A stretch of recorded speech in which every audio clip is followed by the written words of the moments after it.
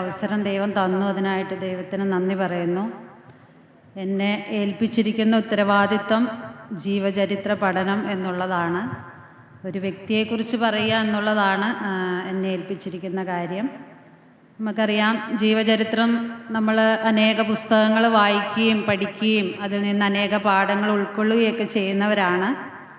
എന്തിനാണ് അങ്ങനെ ഒരു പഠനം എന്ന് നമ്മൾ ചിന്തിച്ചു നോക്കിയാൽ, ഒന്നാമത് ആ വ്യക്തികൾ സമൂഹത്തിൽ ജീവിച്ച് വിജയം കൈവരിച്ച ആളുകളാണ്. അപ്പം അങ്ങനെ അവർ ചരിത്രത്തിലൊരു സ്ഥാനവും കൈവരിച്ചിട്ടുണ്ട് എന്ന് നമുക്ക് കാണുവാനായിട്ട് സാധിക്കും. അപ്പം ഇങ്ങനെയുള്ള ആളുകൾ സമൂഹത്തിൽ വിശ്വാസഗോളത്തിലുമുണ്ട്, അവിശ്വാസഗോളത്തിലുമുണ്ട്.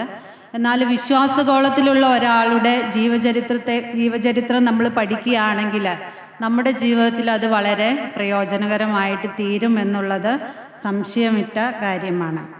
നമുക്ക് അവരുടെ ജീവിതത്തിൽ നിന്ന് പല കാര്യങ്ങൾ പഠിക്കുവാനായിട്ട് സാധിക്കും. നല്ല മാതൃകകളെ പിൻപറ്റുവാനായിട്ട് സാധിക്കും.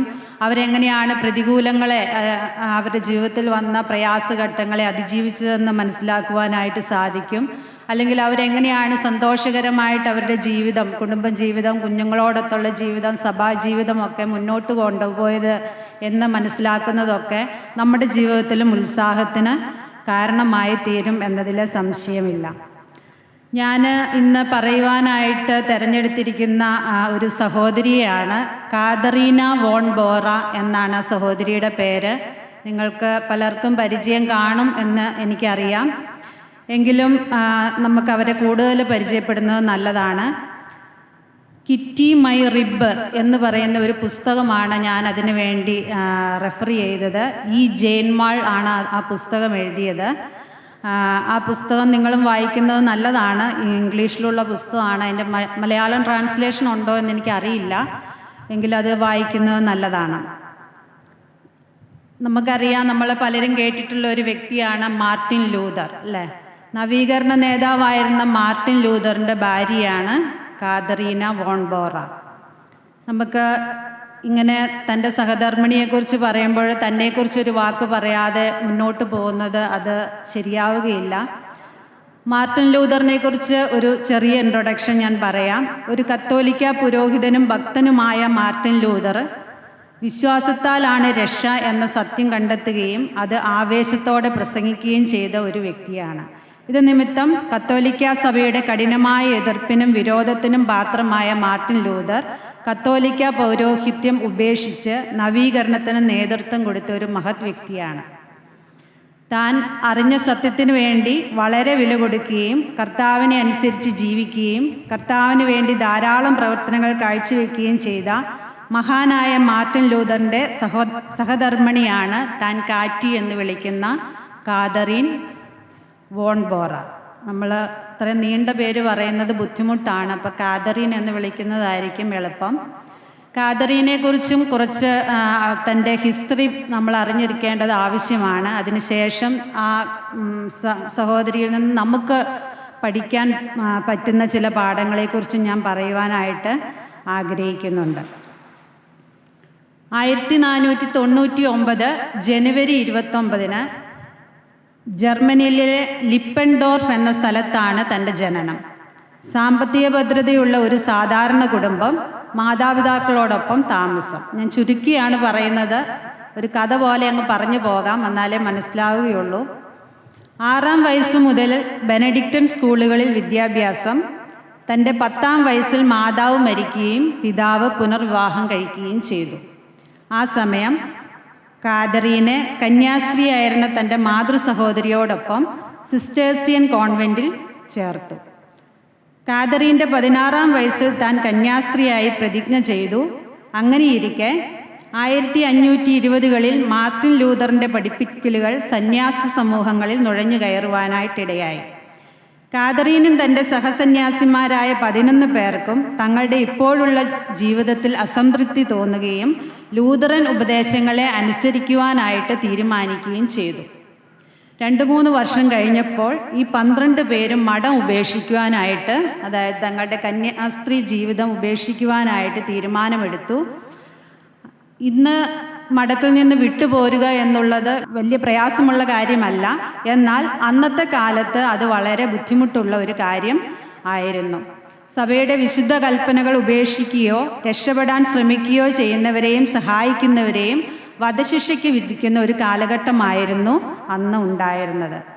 ഈ സഹോദരിമാരുടെ ഒന്നിച്ചുള്ള തീരുമാനപ്രകാരം കാതറിൻ മാർട്ടിൻ ലൂതറുമായി ബന്ധപ്പെടുകയും സഹായത്തിനായി അപേക്ഷിക്കുകയും ചെയ്തു. 1523 ഏപ്രിൽ 4 ഒരു വിശുദ്ധ ശനിയാഴ്ച രാത്രി ടോർഗോവിലെ മത്സ്യവ്യാപാരിയും കൗൺസിലറുമായ ലിയോൺ ഹാർഡ്കോപ്പിനെ മാർട്ടിൻ ലൂതർ ഈ സന്യാസിമാരെ രക്ഷപ്പെടുത്തുന്നതിനായി ആ മഠത്തിലേക്ക് അയച്ചു. കന്യാസ്ത്രീകൾ ഇവരെ 12 പേരും മതിൽ ചാടിക്കടന്ന് മീൻ വീപ്പുകൾക്കിടയിൽ ക്യാൻവാസ് കൊണ്ട് കവർ ചെയ്ത വാഗണിൽ ഒളിച്ച് രക്ഷപ്പെടുകയും ചെയ്തു. കന്യാസ്ത്രീകളെ അവരവരുടെ വീടുകളിൽ സ്വീകരിക്കുവാൻ ലൂതർ ആവശ്യപ്പെട്ടുവെങ്കിലും അവരുടെ വീട്ടുകാർ അതിന് സമ്മതിച്ചില്ല. കാരണം കാനോൻ നിയമപ്രകാരം വീട്ടുകാരും കുറ്റകൃത്യത്തിൽ പങ്കാളികളാകും. എന്നാൽ അവരിൽ 3 പേരെ പിന്നീട് വീട്ടുകാർ അല്ലെങ്കിൽ ബന്ധുക്കൾ സ്വീകരിക്കുവാനായിട്ട് തയ്യാറായി. ബാക്കി 9 പേർ വിറ്റൻബർഗിലെ ലൂതറിൻ്റെ സുഹൃത്തുക്കളോടൊപ്പം താമസം ആരംഭിച്ചു. 2 വർഷങ്ങൾക്കുള്ളിൽ കാതറീനും തൻ്റെ ആൻറ്റിയായ മഗ്ദലീനും ഒഴികെ ബാക്കി 7 സന്യാസിമാർക്കും ജോലിയും വിവാഹവും ക്രമീകരിക്കുവാൻ മാർട്ടിൻ ലൂതറിന് സാധിച്ചു. കാതറീൻ ലൂതറിൻ്റെ സുഹൃത്തിൻ്റെ വീട്ടിൽ ഒരു സഹായിയായി താമസിച്ചു. ലൂതർ അവൾക്കൊരു ഭർത്താവിനെ അന്വേഷിച്ചു. എന്നാൽ ഒന്നും ഒത്തുവന്നില്ല. കാതറിൻ്റെ നിർദ്ദേശപ്രകാരം അവളെ വിവാഹം കഴിക്കുവാനായിട്ട് മാർട്ടിൻ ലൂതർ സമ്മതിച്ചു. 1525 ജൂൺ 13 41കാരനായ മാർട്ടിൻ ലൂതറും 26കാരിയായ കാതറീനും വിവാഹിതരായി. വിറ്റൻബർഗിലെ മുൻ അഗസ്തീനിയൻ സന്യാസിമാരുടെ ഡോർമിറ്ററിയിൽ അവർ താമസം ആരംഭിച്ചു. കുടുംബത്തിൻ്റെ തലവൻ ലൂതർ ആയിരുന്നുവെങ്കിലും ആശ്രമത്തിലെ വിശാലമായ സ്വത്തുകളെ കൈകാര്യം ചെയ്യുവാനുള്ള ചുമതല കാതറീനെ ലൂതർ ഏൽപ്പിച്ചു. കാതറീൻ ഒരു ലളിതയായ വീട്ടമ്മ ആയിരുന്നില്ല. മറിച്ച് കുടുംബത്തിനും മറ്റുള്ളവർക്കും പ്രയോജനപ്രദമായി താൻ പല ജോലികൾ തൻ്റെ വീട്ടിൽ പച്ചക്കറികളുടെ കൃഷികൾ, പഴങ്ങളുടെ കൃഷികൾ, ഫാം ഹൗസുകൾ, അതുപോലെ ബ്രൂവറി, ഇങ്ങനെ പല കാര്യങ്ങൾ താൻ ചെയ്തു വന്നിരുന്നു. അതുപോലെ പകർച്ചവ്യാധികളൊക്കെ ഉണ്ടായിരുന്ന സമയത്ത് താൻ ഹോസ്പിറ്റലിൽ നഴ്സുമാരോടൊപ്പം പല ശുശ്രൂഷകൾ ചെയ്ത് മുന്നോട്ട് പോന്നു. മാർട്ടിൻ ലൂതർ തൻ്റെ ഈ ശുശ്രൂഷകളും അതുപോലെ തൻ്റെ ഉത്തരവാദിത്വങ്ങളും ഒക്കെ കണ്ടതിന് ശേഷം തന്നെ വിളിച്ചത് സുൾസ്ഡോർഫിലെ മുതലാളി എന്നും അതുപോലെ താൻ പ്രഭാതത്തിൽ എഴുന്നേറ്റ് താൻ ഓരോ ജോലികളൊക്കെ ചെയ്യുന്നത് കണ്ടിട്ട് തന്നെ വിറ്റൻബർഗിൻ്റെ പ്രഭാത നക്ഷത്രം എന്നും ഓമന പേരിട്ട് വിളിച്ചിരുന്നു. ലൂതറിൻ്റെ വിവാഹത്തിന് മുമ്പ് ലൂതർ അങ്ങനെ തൻ്റെ യൗവനകാലത്തും വിവാഹത്തിന് മുമ്പ് തനിച്ച് ജീവിച്ചിരുന്ന കാലത്ത് താൻ വളരെ അലസനായ ഒരു വ്യക്തിയായിരുന്നു.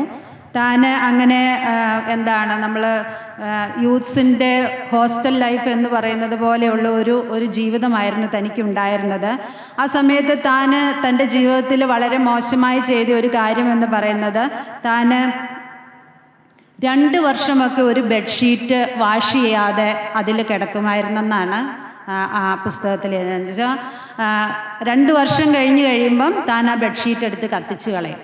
അങ്ങനെ ഒരു ലൈഫായിരുന്നു മാർട്ടിൻ ലൂതറിനുണ്ടായിരുന്നത്. എന്നാൽ തൻ്റെ ജീവിതത്തിലേക്ക് കാതറീൻ വന്നതിന് ശേഷം ആ കാര്യങ്ങളെയൊക്കെ താൻ ചേഞ്ച് ചെയ്തു എന്നുള്ളത് അത് താൻ തന്നെ സാക്ഷ്യം പറയുന്ന ഒരു കാര്യമാണ്. കാതറീൻ തൻ്റെ ജീവിതത്തിലേക്ക് വന്ന് തനിക്ക് അനുഗ്രഹമായി എന്ന് പറയുകയുണ്ടായി. അതുപോലെ കാതറിൻ്റെ സംസാര രീതി ഇച്ചിരി ബോൾഡായിട്ടുള്ള ഒരു വ്യക്തിയായിരുന്നു താൻ. തൻ്റെ സംസാര രീതി പലപ്പോഴും മാർട്ടിൻ ലൂതർ പറയുന്നത് താൻ ഒരു അഹങ്കാരിയായ സ്ത്രീ ആയിരുന്നു എന്ന് പലപ്പോഴും പറഞ്ഞിട്ടുണ്ട്. എന്നാൽ പിന്നീട് താൻ അതിൽ നിന്ന് മാറി ചിന്തിക്കുവാനായിട്ടിടയായി. തൻ്റെ ജന്മപ്രകൃതമാണ് അത്. പക്ഷെ താൻ ഒരു അഹങ്കാരിയായിരുന്ന സ്ത്രീ ആയിരുന്നില്ല എന്ന് മാർട്ടിൻ പിന്നീട് തന്നെക്കുറിച്ച് പറയുവാനായിട്ടിടയായി. കാതറീൻ തൻ്റെ വീട്ടിലേക്ക് ധാരാളം ആളുകളെ വിളിക്കുകയും സ്വീകരിക്കുകയും അവർക്ക് അതിഥി സൽക്കാരം ചെയ്യുകയും ചെയ്യുന്ന ഒരു സ്ത്രീ ആയിരുന്നു. തൻ്റെ വീട്ടിൽ അനേകം ചെറിയ മുറികളുണ്ടായിരുന്നു. ആ മുറികളൊക്കെ ഇങ്ങനെ വിരുന്നുകാരെയും അങ്ങനെയൊക്കെ വിളിച്ച് അതിൽ താമസിപ്പിച്ച് അതിഥി സൽക്കാരം ചെയ്ത് പറഞ്ഞയക്കുന്ന ഒരു രീതിയായിരുന്നു തനിക്കുണ്ടായിരുന്നത്. അതുപോലെ തൻ്റെ കുടുംബത്തിലെയും അതുപോലെ തൻ്റെ സഭയുടെ കാര്യങ്ങളിലൊക്കെ പല തീരുമാനങ്ങൾ എടുക്കുന്നതിനും ലൂതർ തൻ്റെ ഭാര്യയെ അതിൻ്റെ ഭാഗമാകുവാനായിട്ട് അനുവദിച്ചിരുന്നു എന്ന് നമുക്ക് കാണുവാനായിട്ട് സാധിക്കും. ലൂതർ കാതറിനോടുള്ള വിശ്വാസത്തിൻ്റെയും കരുതലിൻ്റെയും പ്രകടനമായിട്ട് സാമ്പത്തികമായിട്ട് തൻ്റെ ഭാര്യയും മക്കളും സ്വതന്ത്രരാകണം എന്നുള്ള ഒരു തീരുമാനത്തോടനുബന്ധിച്ച് താൻ വിൽപത്രമൊക്കെ എഴുതി തൻ്റെ ഭാര്യയ്ക്ക് നൽകി എന്ന് കാണുവാനായിട്ട് സാധിക്കും. ലൂതർ കാതറിൻ ദമ്പതികൾക്ക് 6 മക്കളുണ്ട്. പേര് ഞാൻ പറയാം: Hans, Elizabeth, Magdalena, Martin, Paul, Margaret. അങ്ങനെ 6 മക്കളാണ് തനിക്കുള്ളത്. ഇതിൽ എലിസബത്ത് 8-ാം മാസത്തിലും മഗ്ദലീന 13 വയസ്സിലും കർത്താവിൻ്റെ സന്നിധിയിൽ ചേർക്കപ്പെട്ടു. ബാക്കി 4 മക്കളാണ് അവർക്ക് ശേഷിച്ചിരുന്നത്. മക്കളുടെ മരണം ഇവരെ രണ്ടുപേരെയും വളരെ പ്രയാസത്തിലൂടെ കടത്തിവിട്ടുവെങ്കിലും പിന്നീട് അതിൽ നിന്ന് അതിജീവിക്കുവാനായിട്ട് ദൈവം അവരെ സഹായിച്ചു. ഈ 4 മക്കളെ കൂടാതെ 4 അനാഥ കുട്ടികളെയും ഈ ദമ്പതികൾ വളർത്തിയിരുന്നു എന്ന് കാണുവാനായിട്ട് സാധിക്കും. ഇരുവരും വളരെ ശക്തമായ വ്യക്തിത്വത്തിൻ്റെ ഉടമകളായിരുന്നു. എന്നാൽ അവരുടെ ഇടയിലും നമ്മുടെ ഇടയിലൊക്കെ ഉള്ളതുപോലെ ഇണക്കങ്ങളും പിണക്കങ്ങളും ഒക്കെ ഉണ്ടായിരുന്നു, സാധാരണമായിരുന്നു എന്ന് കാണാം. അവരുടെ ഇടയിലുള്ള അഭിപ്രായ വ്യത്യാസങ്ങൾ പലപ്പോഴും സമ്പത്തിനെ ചൊല്ലിയുള്ളതായിരുന്നു, പണത്തെ ചൊല്ലിയുള്ളതായിരുന്നു. കാരണം മാർട്ടിൻ ലൂതർ പലപ്പോഴും ഔദാര്യമായി പണം ചെലവഴിക്കുവാൻ, എന്ന് വെച്ചാൽ മോശം കാര്യങ്ങൾക്കല്ല, തൻ്റെ വീട്ടിൽ ആരെങ്കിലും വന്ന് ചോദിച്ചാൽ അപ്പോൾ അത് എടുത്തു കൊടുക്കുവാനായിട്ട് മനസ്സുള്ള, തൻ്റെ ആവശ്യങ്ങൾ പോലും മറന്ന് അവരെ ഹെൽപ്പ് ചെയ്യുവാനായിട്ട് മനസ്സുള്ള ഒരു വ്യക്തിത്വമായിരുന്നു. എന്നാൽ കാതറീന പലപ്പോഴും അത് സേവ് ചെയ്യണം, മക്കൾക്ക് വേണ്ടി സേവ് ചെയ്യണം, വീട്ടിലെ കാര്യങ്ങളൊക്കെ കൃത്യമായി ചെലവഴിക്കണം എന്ന ഒരു തീരുമാനമുള്ള ആളായിരുന്നു. മാർട്ടിൻ ലൂതർ ഒരു ഡിപ്രഷനുള്ള ആളായിരുന്നു. ഒരു സമയത്ത് തനിക്ക് ആ വലിയ ഡിപ്രഷൻ്റെ ഒരു വലിയ സ്റ്റേജിലൂടെ താൻ കടന്നു പോകുവാനായിട്ടിടയായി.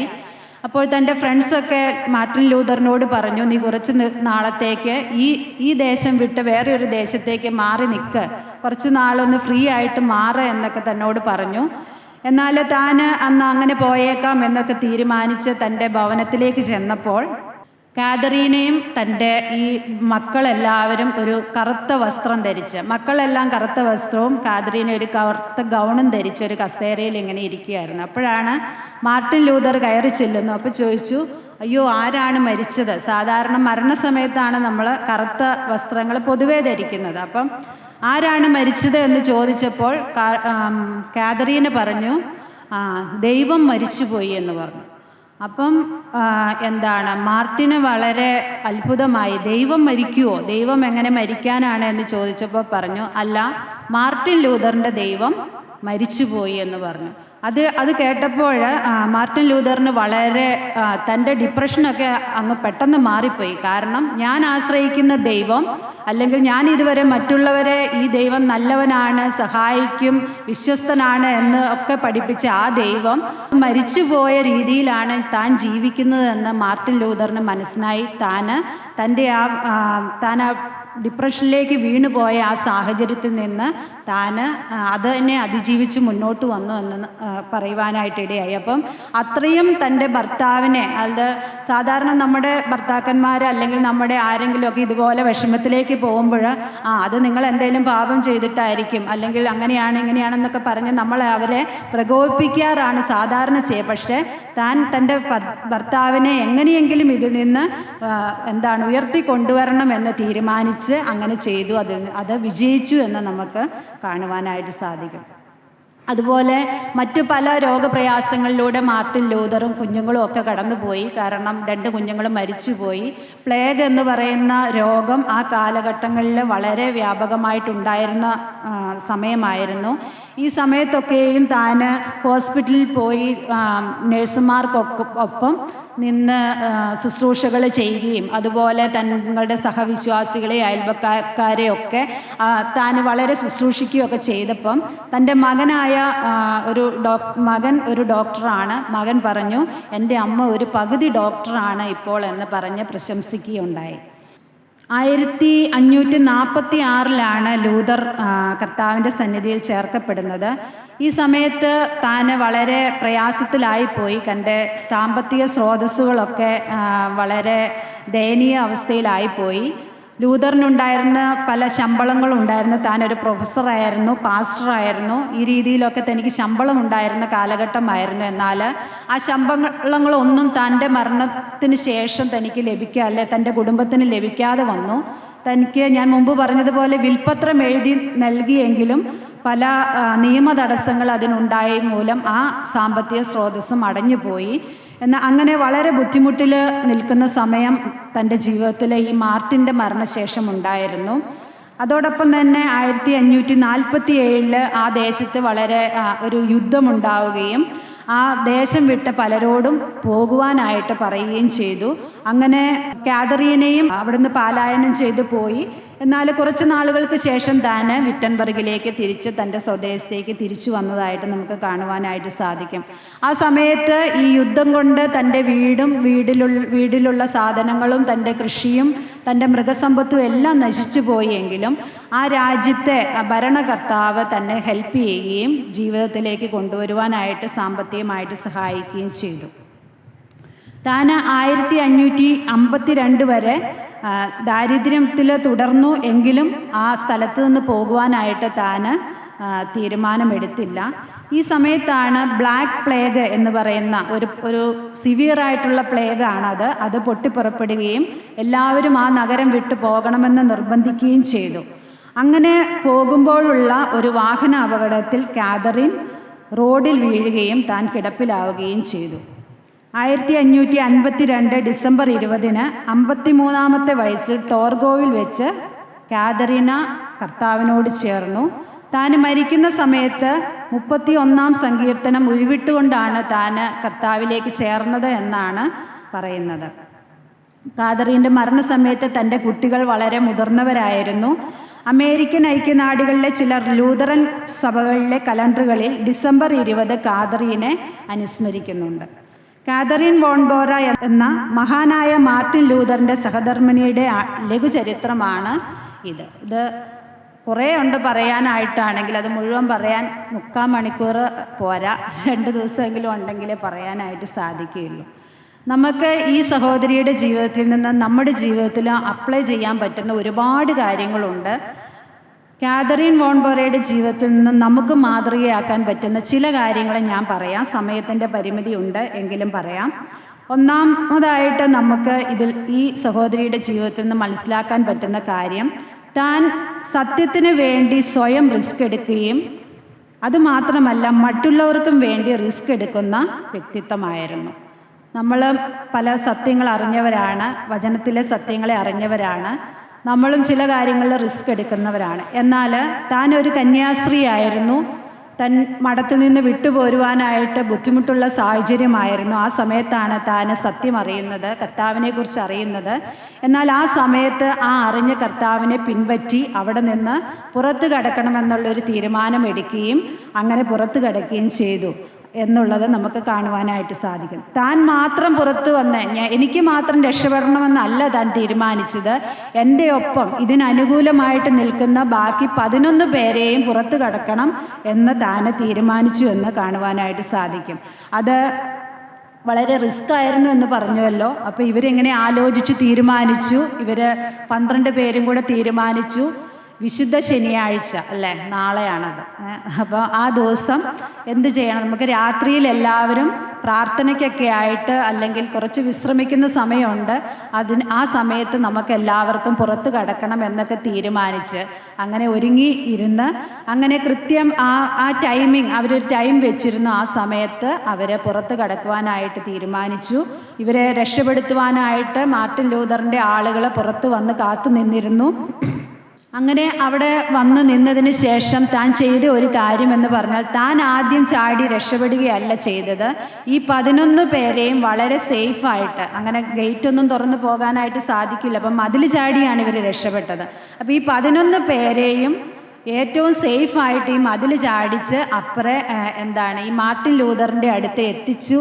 അവർ സേഫാണ് എന്ന് ഉറപ്പാക്കിയതിന് ശേഷമാണ് ഈ കാതറിൻ മതിൽ ചാടാനായിട്ട് തീരുമാനം. കാരണം പിടിക്കപ്പെട്ടാലും താൻ മാത്രമേ പിടിക്കപ്പെടാവുള്ളൂ, മറ്റുള്ളവരെങ്കിലും രക്ഷപ്പെടണം എന്നുള്ള വലിയ തീരുമാനവും അത് പ്രാവർത്തികമാക്കുകയും ചെയ്ത വ്യക്തിത്വമായിരുന്നു കാതറിൻ എന്ന് പറയുന്നത്. അപ്പം നമ്മൾ ഇതിൽ നിന്ന് നമുക്ക് മനസ്സിലാക്കുവാൻ, നമ്മൾ അറിഞ്ഞ സത്യത്തിന് വേണ്ടി വളരെ വില കൊടുത്ത് അല്ലെങ്കിൽ വളരെ റിസ്ക് ഏറ്റെടുക്കുന്ന വ്യക്തികളായിട്ട് നമ്മളും തീരണം എന്നുള്ളത് ദൈവം ആഗ്രഹിക്കുന്ന കാര്യമാണ്. അങ്ങനെ നമ്മൾ റിസ്ക് ഏറ്റെടുക്കുവാൻ തയ്യാറായാൽ അത് ദൈവം നമ്മളെ അത് മുന്നോട്ട് കൊണ്ടുപോകുവാനായിട്ടും ദൈവം സഹായിക്കുമെന്നുള്ളത് ഈ സഹോദരിയുടെ ജീവിതത്തിൽ നമുക്ക് മനസ്സിലാക്കുവാനായിട്ട് സാധിക്കും. രണ്ടാമത്തെ കാര്യം, താന് വളരെ പ്രാർത്ഥനയും ദൈവത്തിന് എപ്പോഴും മഹത്വം കൊടുക്കുന്ന ഒരു വ്യക്തിത്വമായിരുന്നു. ഇങ്ങനെ ഇവർ രക്ഷപ്പെടണം എന്ന് തീരുമാനിച്ച സമയത്ത് താന് ഈ കാര്യങ്ങൾ എപ്പോഴും കർത്താവുമായിട്ട് സംസാരിക്കുമായിരുന്നു. കാരണം തനിക്ക് എപ്പോഴും അന്ന് ഇങ്ങനെ ഫോണുകളോ മൊബൈൽ ഫോണുകളോ അങ്ങനെയുള്ള കാലഘട്ടമൊന്നും അല്ലല്ലോ. അപ്പോൾ എപ്പോഴും മാർട്ടിൻ ലൂതറുമായിട്ട് സംസാരിക്കുവാനുള്ള സാഹചര്യം ഉണ്ടായിരുന്നില്ല. പക്ഷേ ഈ കാതറീനയ്ക്ക് മനസ്സിലായി കർത്താവുമായിട്ട് ഇത് സംസാരിച്ചാൽ ഈ കാര്യം സാധ്യമാകുമെന്ന് മനസ്സിലായപ്പോൾ എന്തു ചെയ്തു? എപ്പോഴും കർത്താവുമായിട്ട് ഈ കാര്യങ്ങൾ സംസാരിക്കുകയും പ്രാർത്ഥിക്കുകയും ഈ 11 പേരെയും അവരോടും പറഞ്ഞു നിങ്ങൾ പ്രത്യേകമായി പ്രാർത്ഥിക്കുകയും ചെയ്യണമെന്ന് പറഞ്ഞ് അവരെ ഉത്സാഹിപ്പിക്കുകയും ചെയ്യുന്നത് കാണുവാനായിട്ട് സാധിക്കും. ഇങ്ങനെ മഠത്തിൽ നിന്ന് പുറത്ത് കടക്കുവാനായിട്ടുള്ള സമയം അടുത്തപ്പോൾ ഈ മറ്റ് കന്യാസ്ത്രീകൾ ബാക്കി 11 പേര് പറഞ്ഞു, ഞങ്ങൾക്ക് വളരെ പേടിയുണ്ട്, ഞങ്ങളുടെ ശക്തി ചോർന്നു പോകുന്നത് പോലെ തോന്നുന്നു, ഞങ്ങൾ ആകെ വളരെ പ്രയാസത്തിലായി പോകുന്നുണ്ട്, എന്ത് ചെയ്യും എന്നുള്ള ഒരു അവസ്ഥയിലേക്ക് അവർ വന്നപ്പോൾ ഈ കാതറീന അവരെ വളരെ ഉത്സാഹിപ്പിച്ചു. നിങ്ങൾ പ്രാർത്ഥിക്കുക, നമ്മുടെ ദൈവം നമ്മളെ സഹായിക്കും, നമ്മൾ പുറത്ത് കടക്കണം, അല്ലെങ്കിൽ ഈ അറിഞ്ഞ സത്യത്തിന് വേണ്ടി നമ്മൾ നിലനിൽക്കണം എന്നുള്ളത് കർത്താവിൻ്റെ ഇഷ്ടമാണെങ്കിൽ നമുക്ക് പുറത്ത് കടക്കുവാനുള്ള വഴി ദൈവം കാണിച്ചു തരും, അതുകൊണ്ട് നിങ്ങൾ പ്രാർത്ഥിക്കുക എന്ന് പറഞ്ഞ് അവരെ പ്രോത്സാഹിപ്പിക്കുന്നത് കാണുവാനായിട്ട് സാധിക്കും. അങ്ങനെ അവരുടെ ഒരു കൂട്ടായ പ്രാർത്ഥനയുടെ ജെന്യുവിനായിട്ടുള്ള സത്യസന്ധമായിട്ടുള്ള ആ പ്രാർത്ഥനയുടെ ഒരു റിസൾട്ടാണ് ഒരു പോറൽ പോലും ഏൽക്കാതെ ആ 12 പേർക്കും പുറത്ത് കടക്കുവാനായിട്ട് സാധിച്ചത് എന്ന് നമുക്ക് കാണാം. ആ പുറത്ത് കടന്നതിന് ശേഷം ആദ്യം കാതറീന ദൈവത്തിന് നന്ദി പറയുന്നതും ആ പുസ്തകത്തിൽ പ്രത്യേകം എഴുതിയിട്ടുണ്ട്. അപ്പോൾ നമ്മളുടെ ജീവിതത്തിലും നമ്മൾ ഒരു തീരുമാനം എടുക്കുമ്പോൾ, അല്ലെങ്കിൽ നമ്മുടെ ജീവിതത്തിൽ ഒരു കാര്യം സാധിക്കണം അല്ലെങ്കിൽ ഒരു കാര്യം നടപ്പാകണം എന്ന ഒരവസ്ഥ വരുമ്പോൾ നമ്മൾ പ്രാർത്ഥനയിൽ കൂടുതൽ ഉത്സാഹം കാണിക്കേണ്ടവരാണ് എന്ന് ഈ സഹോദരിയുടെ ജീവിതത്തിൽ നിന്ന് മനസ്സിലാകും. അതോടൊപ്പം തന്നെ നമുക്ക് ചെയ്തു തന്ന ഉപകാരങ്ങളെ ഓർത്ത് നന്ദി പറയുന്ന വ്യക്തിത്വങ്ങളുമായിട്ട് നമ്മൾ തീരണമെന്ന് നമുക്ക് മനസ്സിലാക്കുവാനായിട്ട് സാധിക്കും. മൂന്നാമത് തന്നെക്കുറിച്ച് മനസ്സിലാക്കുവാനായിട്ട് സാധിക്കുന്ന കാര്യം, താൻ വളരെ ഹാർഡ് വർക്കിംഗ് ആയിട്ടുള്ള, അല്ലെങ്കിൽ വളരെ നമ്മൾ സദൃശവാക്യം 31 സ്ത്രീയെ പോലെ വളരെ അധ്വാനിക്കുന്ന ഒരു സ്ത്രീ ആയിരുന്നു എന്ന് നമുക്ക് കാണുവാനായിട്ട് സാധിക്കും.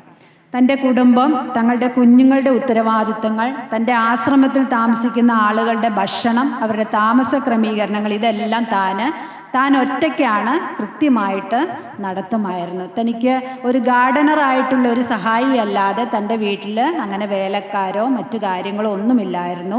എന്നാൽ താൻ ഇതൊക്കെ കൃത്യമായിട്ട് നടത്തി പോന്നു എന്ന് നമുക്ക് കാണുവാൻ സാധിക്കും. അതുപോലെ താൻ വളരെ കൃഷികൾ ചെയ്യുമായിരുന്നു, പച്ചക്കറികൾ, അതുപോലെ പിന്നെ ഫ്രൂട്ട്സിൻ്റെ കാര്യങ്ങൾ, അതുപോലെ ബ്രൂവറി എന്ന് പറഞ്ഞാൽ നിങ്ങൾക്ക് മനസ്സിലാവുമെന്ന് ഞാൻ വിചാരിക്കുന്നു. അന്നത്തെ കാലത്ത് വീഞ്ഞുണ്ടാക്കി സൂക്ഷിക്കുന്ന, കാരണം അവിടുത്തെയൊക്കെ ക്ലൈമറ്റിന് അത് ആവശ്യമാണ്, അങ്ങനെ ഉണ്ടാക്കി സൂക്ഷിക്കുന്ന ഒരു രീതി ഉണ്ടായിരുന്നു. അത് ഉണ്ടാക്കി അത് വിൽക്കുകയും അതുപോലെ അവരുടെ ഉപയോഗത്തിന് എടുക്കുകയൊക്കെ ചെയ്യുന്ന ഒരു ഇതുണ്ടായിരുന്നു. അത് താൻ ചെയ്യുമായിരുന്നു. തനിക്ക് ഫാം ഹൗസ് ഉണ്ടായിരുന്നു, മൃഗങ്ങളെ വളർത്തുന്ന ഒരു ഫാം ഹൗസ് ഉണ്ടായിരുന്നു. അതിൻ്റെ ഉത്തരവാദിത്തങ്ങളും താൻ കൃത്യമായിട്ട് ചെയ്തു. അപ്പം ഇതൊക്കെയും താൻ തന്നെയാണ്. കാതറീനെ സഹായിക്കാനായിട്ട്, ഈ കാര്യങ്ങൾ സഹായിക്കാനായിട്ട് മാർട്ടിൻ ലൂതർ വരുമായിരുന്നില്ല.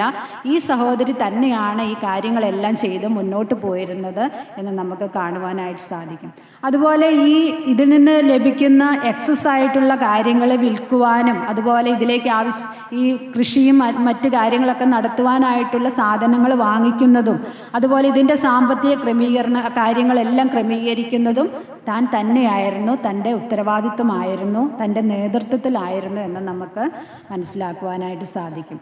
അതുപോലെ നമ്മൾ മുന്നേ പറഞ്ഞതുപോലെ പ്ലേഗൊക്കെ വന്ന സമയത്ത് താൻ ഹോസ്പിറ്റലിലൊക്കെ പോയി, അതുപോലെ പുറത്തോട്ടൊക്കെ ഇറങ്ങി കാര്യങ്ങൾ മറ്റുള്ളവരെ ശുശ്രൂഷിക്കാനൊക്കെ മുന്നിട്ട് നിന്നു എന്ന് നമുക്ക് കാണുവാനായിട്ട് സാധിക്കും. അപ്പം താൻ വളരെ ഹാർഡ് വർക്കിംഗ് ആയിട്ടുള്ള, വളരെ എന്താ പറയുന്നത്, അങ്ങനെ എനിക്ക് തന്നെ ഇതൊന്നും പറ്റില്ല എന്ന് പറഞ്ഞ് മാറി നിൽക്കുന്ന ഒരു വ്യക്തിത്വമായിരുന്നില്ല താനെന്ന് കാണുവാനായിട്ട് സാധിക്കും.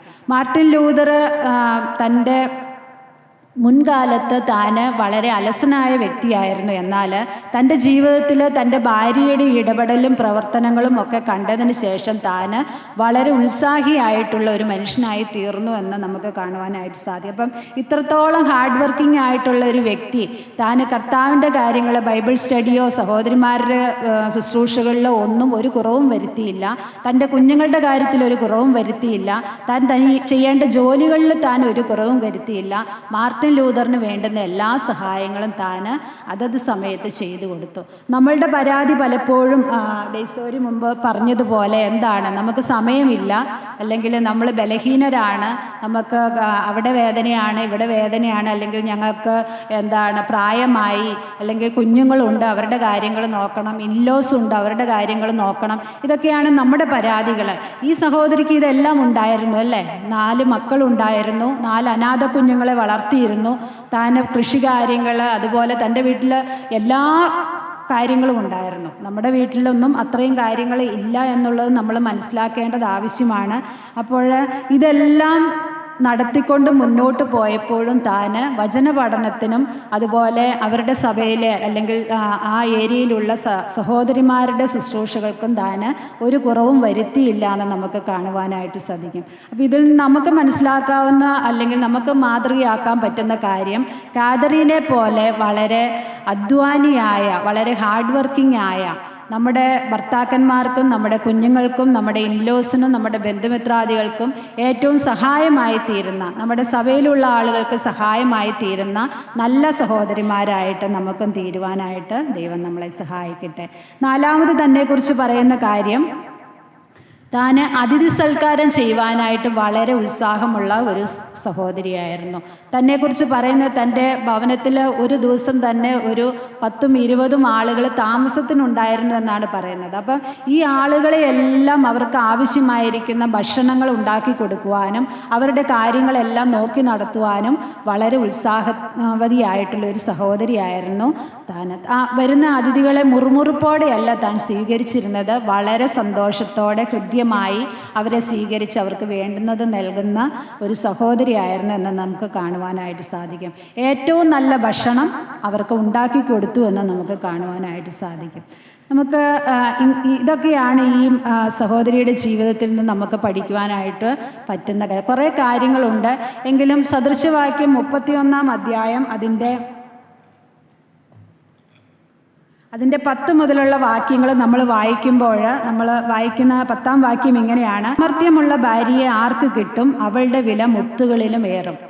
ഈ ഒരു വാക്യം ഞാൻ ഈ പുസ്തകം വായിച്ചപ്പോൾ എനിക്ക് അക്ഷരാർത്ഥത്തിൽ ഈ വാക്യം ആ സഹോദരിയെക്കുറിച്ചാണോ എഴുതിയത് എന്ന് എനിക്ക് തോന്നുവാനായിട്ടിടയായി. കാരണം വളരെ ഈ മുത്തുകളിലും ഏറും എന്ന് പറഞ്ഞത് അത് കറക്റ്റാണ് തൻ്റെ ജീവിതത്തെ സംബന്ധിച്ച് നമുക്ക് പറയുകയാണെങ്കിൽ. അപ്പോൾ അത്രത്തോളം താൻ പ്രയോജനപ്പെട്ട ഒരു വ്യക്തിയായിരുന്നു എന്ന് നമുക്ക് കാണുവാനായിട്ട് സാധിക്കും. ഇത് താഴെ പറയുന്നത്, ഭർത്താവിൻ്റെ ഹൃദയം അവളെ വിശ്വസിക്കുന്നു, അവൻ്റെ ലാഭത്തിന് ഒരു കുറവുമില്ല. മാർട്ടിൻ ലൂതർ വളരെ അലസനായ ഒരു മനുഷ്യനായിരുന്നു. എന്നാൽ താൻ തൻ്റെ ഭാര്യ വളരെ ബോൾഡായിട്ടുള്ള അഹങ്കാരിയായിട്ടുള്ള ഒരു സ്ത്രീയാണെന്ന് കരുതിയിരുന്ന തൻ്റെ ഭാര്യയിൽ താൻ എന്ത് ചെയ്തു? താൻ അവളെ വിശ്വസിച്ച് അവളെ നിന്ന് നോക്കിയപ്പോൾ തനിക്ക് മനസ്സിലായത് താൻ വളരെ നല്ലൊരു വ്യക്തിത്വമാണ് എന്ന് തനിക്ക് മനസ്സിലാകുവാനായിട്ട്. അതുകൊണ്ട് എന്ത് സംഭവിച്ചു? ഭർത്താവിൻ്റെ ഹൃദയം അവളെ വിശ്വസിപ്പാനായിട്ട് ഇടയായിത്തീർന്നു. അതുമൂലം അവൻ്റെ ലാഭത്തിന് ഒരു കുറവുമില്ല. മാർട്ടിൻ ലൂതറിൻ്റെ ലാഭത്തിന് ഒരു കുറവും വന്നില്ല എന്ന് നമുക്ക് കാണുവാനായിട്ട് സാധിക്കും. അതുപോലെ 13-ാം വാക്യത്തിലേക്ക് വരുമ്പോൾ പറയുന്നത്, അവൾ ആട്ടുരോമവും ചണവും സമ്പാദിച്ച് താല്പര്യത്തോടെ കൈകൊണ്ട് വേല ചെയ്യുന്നു. അവൾ കച്ചവടക്കപ്പൽ പോലെയാകുന്നു, ദൂരത്തു നിന്ന് ആഹാരം കൊണ്ടുവരുന്നു. അവൾ നന്നായി രാവിലെ എഴുന്നേറ്റ് വീട്ടിലുള്ളവർക്ക് ആഹാരം, വേലക്കാരികൾക്ക് ഓഹരിയും കൊടുക്കുന്നു. ഇത് തന്നെയായിരുന്നു കാതറീനയുടെ ജീവിതത്തിലും സംഭവിച്ചതെന്ന് നമുക്ക് കാണുവാനായിട്ട് സാധിക്കും. അതുപോലെ ഇതിൻ്റെ താഴേക്ക് വായിക്കുമ്പോൾ 23-ാം വാക്യത്തിൽ വായിക്കുന്നത്, മുഴുവൻ വായിക്കാൻ സമയമില്ലല്ലോ, 23-ൽ വായിക്കുന്നത്, ദേശത്തിലെ മൂപ്പന്മാരോട് കൂടിയിരിക്കുമ്പോൾ അവളുടെ ഭർത്താവ് പട്ടണവാതിൽക്കൽ പ്രസിദ്ധനാകുന്നു. താൻ ഒരു മോശമായ സ്ത്രീയായിട്ട് മുന്നോട്ട് പോയിരുന്നെങ്കിൽ ഒരിക്കലും മാർട്ടിൻ ലൂതർ എന്ന ഒരു പ്രസിദ്ധനായ മനുഷ്യൻ തനിക്ക് മുന്നോട്ട് പോകുവാനായിട്ട് സാധിക്കുമായിരുന്നില്ല. തൻ്റെ ജീവിതം അതോടെ അവസാനിച്ചേനെ. പക്ഷേ ഈ കാതറീന വളരെ വിശ്വസ്തമായിട്ട് തൻ്റെ ഭർത്താവിനെ സേവിക്കുകയും സ്നേഹിക്കുകയും ബഹുമാനിക്കുകയും ഒക്കെ ചെയ്തത് മൂലം താൻ എന്ത് ചെയ്തു? പട്ടണവാതിൽക്കൽ താൻ പ്രസിദ്ധനായി എന്ന് നമുക്ക് കാണുവാനായിട്ട് സാധിക്കും. അതുപോലെ 26-ാം വാക്യം വായിക്കുമ്പോൾ, അവൾ ജ്ഞാനത്തോടെ വായി തുറക്കുന്നു, ദയുള്ള ഉപദേശം അവളുടെ നാവിന്മേലുണ്ട്, വീട്ടുകാരുടെ പെരുമാറ്റം അവൾ സൂക്ഷിച്ചു നോക്കുന്നു, വെറുതെ ഇരുന്ന് അഹോവൃത്തി കഴിക്കുന്നില്ല. അപ്പോൾ അവൾ സഹോദരിമാരുടെ ഇടയിലും ഒക്കെ വളരെ പ്രസിദ്ധയായിരുന്നു, വളരെ അവരെ ഉത്സാഹിപ്പിക്കുന്ന വ്യക്തിയായിരുന്നു. വെറുതെ ഇരുന്ന് അഹോവൃത്തി കഴിക്കുന്നില്ല, താൻ വെറുതെ ഇരുന്ന് ഒരു കാര്യം ചെയ്യുന്നില്ല. തനിക്ക് തൻ്റെ മാക്സിമം താൻ അധ്വാനിച്ച് ആണ് കുടുംബത്തെ പോറ്റിയിരുന്നതെന്ന് കാണുവാനായിട്ട് സാധിക്കും. 28-ാം വാക്യത്തിൽ പറയുന്നത്, അവളുടെ മക്കൾ എഴുന്നേറ്റ് അവളെ ഭാഗ്യവതി എന്ന് പുകഴ്ത്തുന്നു, അവളുടെ ഭർത്താവും അവളെ പ്രശംസിക്കുന്നു. തൻ്റെ മക്കൾ തന്നെ പറഞ്ഞത് ഞാൻ പറഞ്ഞു നേരത്തെ, എൻ്റെ അമ്മ ഒരു പകുതി ഡോക്ടറായി എന്ന് പ്രശംസിപ്പാനിടയായി. അതുപോലെ തൻ്റെ ഭർത്താവ് തന്നെക്കുറിച്ച് വിറ്റൻബർഗിലെ പ്രഭാത നക്ഷത്രം എന്ന് പറഞ്ഞ് പ്രശംസിപ്പാനിടയായതായിട്ട് ഞാൻ മുമ്പ് പറഞ്ഞുവല്ലോ. അപ്പോൾ അങ്ങനെയൊക്കെ ഭർത്താക്കന്മാർ ഭാര്യമാരെക്കുറിച്ച് പറയണമെങ്കിൽ നമ്മുടെ പ്രവൃത്തിയും അതുപോലെ ഉള്ളതാണെങ്കിൽ മാത്രമേ പറയുവാനായിട്ട് സാധിക്കുകയുള്ളൂ. കുഞ്ഞുങ്ങളെ വളർത്തുന്ന കാര്യത്തിലും താൻ വളരെ ക്രമീകൃതമായിട്ട് അവരെ വചനം പഠിപ്പിച്ചും പ്രാർത്ഥിക്കാൻ പഠിപ്പിച്ചും ആത്മീയമായിട്ട് ഉത്സാഹമുള്ളവരാകുവാനൊക്കെ വളരെ ഉത്സാഹിപ്പിച്ചാണ് അവരെ വളർത്തിയത്. അവർക്ക് ഒരു ടേബിൾ ടോക്ക് എന്ന് പറഞ്ഞ ഒരു പരിപാടി ഉണ്ടായിരുന്നു. അത് നമുക്കറിയാം, ഇന്നത്തെ കാലത്ത് അത് അന്യം നിന്ന് പോയി. എന്നാൽ കുറച്ച് കാലം മുമ്പ് വരെ അങ്ങനെ ഉണ്ടായിരുന്നു. എല്ലാവരും കൂടെ ഭക്ഷണം കഴിക്കുവാനായിട്ട് ഒരു മേശയ്ക്ക് ചുറ്റും ഒന്നിച്ചിരിക്കും. എന്നിട്ട് അവർ അങ്ങ് പല കാര്യങ്ങൾ സംസാരിക്കും. വീട്ടിലെ കാര്യങ്ങൾ, അവരുടെ മറ്റ് വിദ്യാഭ്യാസത്തിൻ്റെ കാര്യങ്ങൾ, ഭാവി കാര്യങ്ങൾ, അങ്ങനെ പല കാര്യങ്ങൾ സംസാരിക്കുന്ന ഒരു രീതി ഉണ്ടായിരുന്നു. ഇന്നതൊക്കെ കുറഞ്ഞു പോയതായിട്ട് കാണുന്നുണ്ട്. എങ്കിലും അത് അവരെ വളരെ, ആ കുഞ്ഞുങ്ങൾക്കും സഹോദരിക്കും സഹോദരനും വളരെ ആത്മീയ ഉത്സാഹം വരുത്തിയ ഒന്നായിരുന്നു എന്ന് കാണുവാനായിട്ട് സാധിക്കും. അതുപോലെ താൻ ഭർത്താവിനെ ഏറെ ബഹുമാനിച്ച ഒരു വ്യക്തിയായിരുന്നു എന്ന് കാണുവാനായിട്ട് സാധിക്കും. നമുക്കറിയാം, സാറ അബ്രഹാമിനെ യജമാനൻ എന്ന് വിളിച്ച് അങ്ങനെയാണ് താൻ കീഴ്പ്പെട്ടിരുന്നതെന്ന് നമുക്ക് കാണുവാനായിട്ട് സാധിക്കും. ഇവിടെ മാർട്ടിൻ ലൂതറിനെ കാതറിൻ വിളിച്ചത് സർ ഡോക്ടർ എന്ന പേരിലാണ്. എപ്പോഴും അച്ചായ എന്ന് വിളിക്കുന്നത് തെറ്റായിട്ടല്ല, അങ്ങനെ ഒരു പ്രത്യേക ബഹുമാനമാണ് താൻ തൻ്റെ ഭർത്താവിനെ കൊടുത്തിരുന്നതെന്ന് കാണുവാനായിട്ട് സാധിക്കും. മാർട്ടിൻ ലൂതർ ഒരിക്കൽ ഇങ്ങനെ പറഞ്ഞു, ഒരു നല്ല ദാമ്പത്യത്തെക്കാൾ മനോഹരവും സൗഹാർദ്ദപരവും ആകർഷകവുമായ ബന്ധമോ കൂട്ടായ്മയോ കമ്പനിയോ ഇല്ല എന്ന്. അപ്പോൾ മാർട്ടിൻ ലൂതർ അത് പറയണമെങ്കിൽ തൻ്റെ ദാമ്പത്യം അത്രത്തോളം അനുഗ്രഹമായിരുന്നു എന്നുള്ളത് നമുക്ക് മനസ്സിലാക്കുവാനായിട്ട് സാധിക്കും. തൻ്റെ ദാമ്പത്യം പരാജയമായിരുന്നുവെങ്കിൽ താൻ ഒരിക്കലും പറയുകയില്ല. എന്താണ് പറഞ്ഞത്? ഒരു നല്ല ദാമ്പത്യത്തെക്കാൾ മനോഹരവും സൗഹാർദ്ദപരവും ആകർഷകവുമായ ബന്ധമോ കൂട്ടായ്മയോ കമ്പനിയോ ഇല്ല എന്നാണ്. നമ്മുടെ കുടുംബജീവിതം നയിക്കുന്ന ആളുകളാണ്, കുടുംബജീവിതം നയിക്കാൻ പോകുന്ന ആളുകളാണ് നമ്മളോടും മാർട്ടിൻ ലൂതറിനും കാതറീന വോൺ ബോറയ്ക്കും പറയാനുള്ള കാര്യവും ഇതാണ്: നിങ്ങളുടെ ദാമ്പത്യം ഇങ്ങനെ മനോഹരവും സൗഹാർദ്ദപരവും ആകർഷകവുമായ ബന്ധവും കൂട്ടായ്മയുമായൊക്കെ മാറേണ്ടത് ആവശ്യമാണ്. നമ്മൾ കേട്ടിട്ടുണ്ട്, ഓരോ മഹാനായ പുരുഷൻ്റെയും വിജയത്തിന് പിന്നിൽ ഒരു മഹത്തായ സ്ത്രീയുണ്ട് എന്നത് നമ്മൾ പലപ്പോഴും കേട്ടിട്ടുണ്ട്. പലരുടെയും ജീവിതത്തിൽ അത് സത്യമായ കാര്യമാണ്. മാർട്ടിൻ ലൂതറിൻ്റെ കാര്യത്തിലും ഇതും ഏറ്റവും സത്യമായിട്ടുള്ളൊരു കാര്യമാണ്. തൻ്റെ ജീവിതത്തിലേക്ക് കാതറീന വന്നതിന് ശേഷമാണ് തൻ്റെ ജീവിതത്തിന് ഒരർത്ഥവും അതുപോലെ തൻ്റെ ജീവിതത്തിൽ ഏറെ അനുഗ്രഹവും ഉണ്ടായത് എന്ന് നമുക്ക് കാണുവാനായിട്ട് സാധിക്കും. സമയമായല്ലോ. നമുക്ക് ഈ കാതറീനയിലൂടെ ലഭിച്ച നല്ല മാതൃകകളെ നമ്മുടെ ജീവിതത്തിലും പിന്തുടരുവാനായിട്ട് ദൈവം നമ്മളെ സഹായിക്കട്ടെ. കർത്താവിനും കർത്താവിൻ്റെ സഭയ്ക്കും കുടുംബത്തിനും സമൂഹത്തിനും അനുഗ്രഹമുള്ള സഹോദരിമാരും അതുപോലെ അനുഗ്രഹമുള്ള കുടുംബവുമായിട്ട് തീരുവാനായിട്ട് നമ്മളെ ദൈവം സഹായിക്കട്ടെ. മാർട്ടിൻ ലൂതറിനെ കുറിച്ച് നമ്മൾ ഒരുപാട് കേട്ടിട്ടുണ്ട്. പല സഹോദരന്മാരുടെയും പ്രസംഗത്തിലൂടെയൊക്കെ മാർട്ടിൻ ലൂതറിനെ കുറിച്ച് നമ്മൾ ഒരുപാട് കേട്ടിട്ടുണ്ട്. എന്നാൽ ഈ സഹോദരിയെക്കുറിച്ച് ഞാൻ കേട്ടിട്ടില്ലായിരുന്നു. ഞാൻ ഇപ്പോഴിത് പഠിച്ചപ്പോഴാണ് കേട്ടത്. തന്നെ പോലെ ആയി തീരുവാനായിട്ട് സദൃശവാക്യം 31 അധ്യായത്തിലെ ആ സഹോദരിയെ പോലെ ആയി തീരുവാനായിട്ട് ദൈവം നമ്മളെയും സഹായിക്കട്ടെ. ഈ പറഞ്ഞ എന്നെയും കേട്ട നിങ്ങളെയും ദൈവം സഹായിക്കട്ടെ എന്ന് പ്രാർത്ഥിച്ചുകൊണ്ട് എൻ്റെ വാക്കുകളെ ചുരുക്കുന്നു. ദൈവനാമത്തിന് മഹത്വം ഉണ്ടാകട്ടെ.